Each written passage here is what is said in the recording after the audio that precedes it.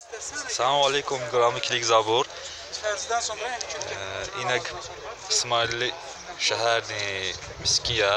evdə durmaq istəsən ona da Cümə yox ya, cəmaət var ilə. Sən yar miskini var.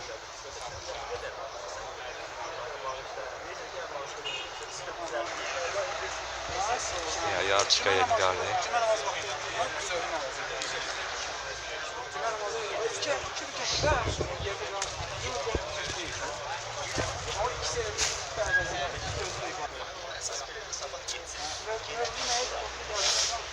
Ya yar miskin. Allah çek. Allah te bereketli uğray miskin.